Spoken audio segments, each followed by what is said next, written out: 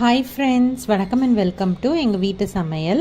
நம்ம இன்றைக்கி சுவையான ராகி பன் தோசை எப்படி செய்யணுன்றது தான் பார்க்க போகிறோம். வாங்க வீடியோக்குள்ளே போகலாம். இந்த வீடியோவில் மில்லட் வகையை சேர்ந்த ராகியை வச்சு ஒரு பிரேக்ஃபாஸ்ட் கம் டின்னர் ரெசிபி தான் செஞ்சு காட்ட போகிறோம்.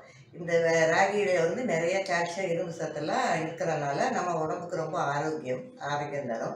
அந்த எலும்புகளுக்கும் அது வலுவை கொடுக்கும். அதனால் நம்ம உணவில் அடிக்கடி நம்ம இதை சேர்த்துக்கணும்.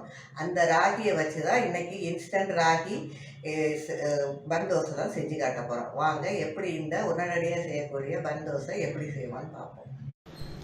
இதுக்கு 1 கப் போல் ராகி மாவு, 1 கப் போல் ரவை, 1/2 கப் போல் தயிர் எடுத்துக்கணும். எந்த கப்பில் நம்ம ராகி மாவு அளக்குறோமோ அதே கப்லேயே நம்ம ரவையும் தயிரையும் அளந்துக்கணும். அதுக்கப்புறமா நம்ம தேவையான காய்கறிகள், நாங்கள் கேரட்டு, அதுக்கப்புறம் பொடியாக நறுக்கின வெங்காயம், கொஞ்சோண்டு பச்சை மிளகாய், கொத்தமல்லி, கருவேப்பிலை, கொஞ்சம் இஞ்சி, தேவையான அளவு உப்பு எடுத்திருக்கோம். இப்போ நம்ம வச்சுருக்க ராகி மாவு, அதுக்கப்புறமா ரவை, நெக்ஸ்ட்டு தயிர், இது மூணுத்தையும் நம்ம ஒன்றா சேர்த்துக்க போகிறோம். ஒன்றா சேர்த்துட்டு இது மூணுத்தையும் நம்ம நல்லா மிக்ஸ் பண்ணிக்க போகிறோம். கூடவே 1 கப் போல் தண்ணியும் சேர்த்துக்க போகிறோம். சேர்த்து இதை கட்டி இல்லாமல் நல்லா நம்ம மிக்ஸ் பண்ணி வச்சுக்கணும். ரெடியாக கட்டி இல்லாமல் நல்லா மிக்ஸ் பண்ண பிறகு அதை 20லேருந்து 30 நிமிஷம் போல் ஊற விட்டுறணும். இப்போது கடாயில் கொஞ்சமாக எண்ணெய் விட்டுட்டு, எண்ணெய் சூடானதும் கடுகு, உளுத்தம் பருப்பு போட்டு நீங்கள் தாளிச்சிக்கோங்க. அதுக்கப்புறமா நம்ம பொடியாக நறுக்கி வச்சுருக்கோம் இல்லையா, இஞ்சி, பச்சை மிளகா, அதுக்கப்புறம் கருவேப்பிலை, இதெல்லாத்தையும் சேர்த்து நல்லா வதக்கிக்கோங்க.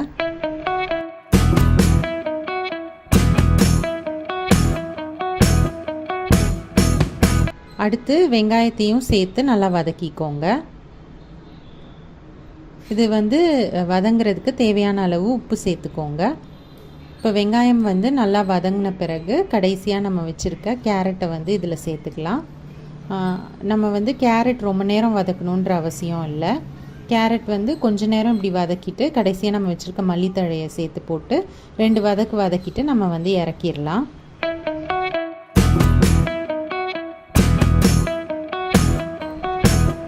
இப்போ 30 நிமிஷம் கழித்து திறந்து பார்த்தோன்னா இந்த மாவு கொஞ்சம் கட்டியாக இருக்கும். இதை மிக்சியில் போட்டு நம்ம அரைச்சிக்கணும்.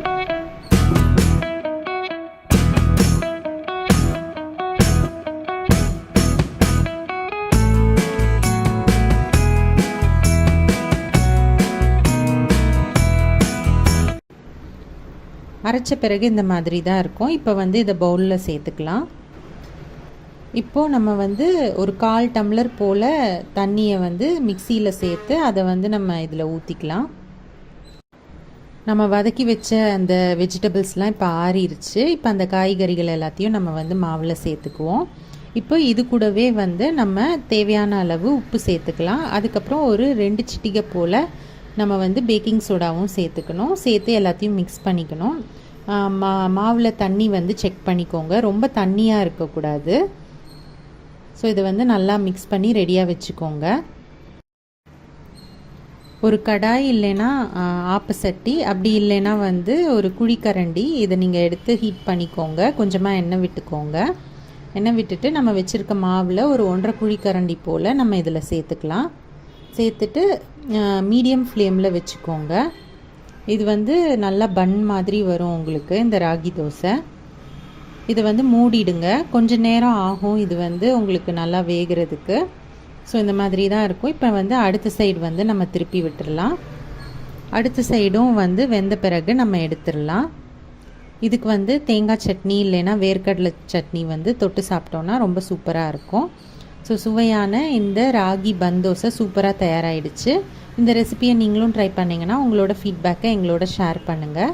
இந்த வீடியோ உங்களுக்கு பிடிச்சிருந்ததுன்னா லைக் பண்ணுங்கள், ஷேர் பண்ணுங்கள், சப்ஸ்கிரைப் பண்ணுங்கள். மறக்காமல் பெல் பட்டனையும் டேப் பண்ணுங்கள். அப்போ தான் எங்களோட ரெகுலர் அப்டேட்ஸ் உங்களுக்கு சேரும். தேங்க்யூ.